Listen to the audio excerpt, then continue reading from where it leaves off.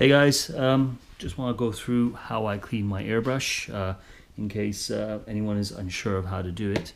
First off, my airbrushes that I'm showing you how to clean is an Iwata Eclipse HPCS. It's pretty much a standard airbrush. Some airbrushes are different from the others, but this is the one that I use. It's a great airbrush, so if you're ever in the hunt for an airbrush, get one of these.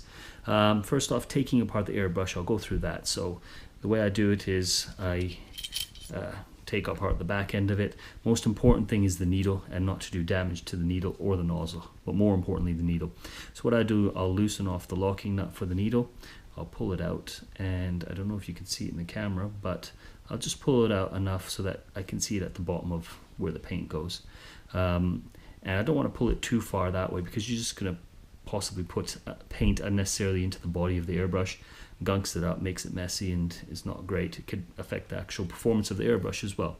So once the needle's back there, what you're going to do is loosen off your nozzle section, and on this particular airbrush it's got a nozzle that just pops out like that, a brass one, and you can also take apart the spray head part of it as well. Okay, now once there's no obstructions in the front of the airbrush, next thing we do is we loosen off that locking nut again, and we push the needle through the front of the airbrush. Make sure you don't poke yourself, and make sure the needle doesn't hit into anything, because they're pretty fragile and they'll do damage if they start hitting stuff. So you take that, put that onto the side. This airbrush is clean already, so you're not going to see any paint coming off of this one, but it's more for explanation purposes rather than actually showing you me cleaning my airbrush. So we'll put that onto the side, and then we'll just get a little metal tin, and we'll put some, I've got some already in there, but we'll just put a little bit more in there. Okay, and the one that I use is Tamiya airbrush cleaner. This is the best one by far that I've used. It's pretty fumy, so make sure you got some ventilation before you start using it, otherwise you'll get high. Next, we put our nozzle in, the spray head in there. We can dip that part, give that a little wipe down, okay, let those sit in there. And now we're going to start cleaning the airbrush itself. So the tools that I use to clean my airbrush is, number one, the main brush, which is a Tamiya brush. You'll find it in the shops and stuff, and that is to clean the front end of the airbrush up until about that section there where it tightens up. So it'll go in as far as that. I don't know if you can see that clearly, but it'll go in as far as that, and you can just clean anywhere around at the bottom of the paint bowl, you could call it. Next brush that I use is from a company called Pixters, which is, I think it's interdental cleaning or something like that.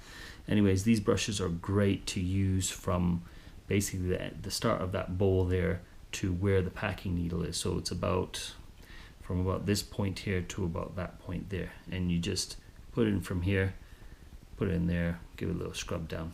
Obviously for each of these you're dipping it into the airbrush cleaner and doing it, otherwise there's no point in doing it. That cleans up all the paint out of it.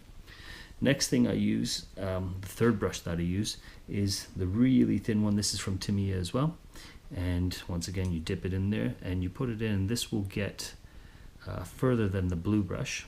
It'll actually go into where the needle goes and where the packing needle seal is, and everything. It'll clean inside there. Once that's done, you use a Q-tip or a cotton bud and just wipe it down clean, and you can put that to the side. Next part is the actual needle. Sorry, not the needle, the nozzle. So that part right there, you want to get that cleaned up. So the two tools that I use to clean that up is, once again, the Pixter.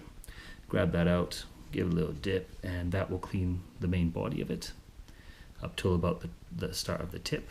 And then the next thing that I use is an old airbrush needle. So probably a 0.2 would be good, 0.3, something like that, depending on what size your airbrush is. But it's just an old needle. And what I do is I take a file and I sand the tip down to make it rough. Once it's roughened up, I take a little bit of cotton wool from the bud. I've got some here already, and I just put it around the tip there. I don't know if you can see, yeah, you should be able to see that. And I just twist the needle until it catches the cotton. And once it catches the cotton, you got like a little, I guess you'd call it a needle brush. And all you do is you dip that in and you push it through the tip. Make sure you don't stab yourself. Give it a little twirl, and that's clean. So that's done. Now finally, putting your airbrush back together. When you're putting your airbrush back together, you need to be careful not to do damage to your nozzle or your needle. So I'll do it real quickly and I'll show you. First thing you do is you put your needle in the opposite way. So you took it out that way, you're going to put it back in that way. You don't want to put it in this way. You'll do damage to the needle head and the components inside. So we put the needle in backwards and in, and we push it right back to where we had it before, so it doesn't get damaged when we put the rest of the parts in. So it's sitting in the paint, the bottom of the paint bowl, I guess you could call it, and just do it like that, tighten it up. And next thing we do is on this one, the nozzle itself is separate, and so we put that on top, and we very carefully put this, start screwing it. And then when you're tightening these parts on these airbrushes, don't over tighten them. You don't need to over tighten them. They've got seals all around, so there's not going to be any paint leaking, and all you're going to do is damage the thread because they're brass threads, so they're quite light. So don't put too much pressure through it. That's done. And finally the spray head. And then once that's done, loosen off the needle and you push it. Don't push it hard, nice and easily, so you don't do any damage until you feel some resistance. When you feel that resistance, just give it a little twist and then lock it. And then check the action of the airbrush and see that the trigger's working fine and the movement's nice and smooth. Once you're happy with that, it should be good to go. Any questions, any issues whatsoever, let me know. Thank you.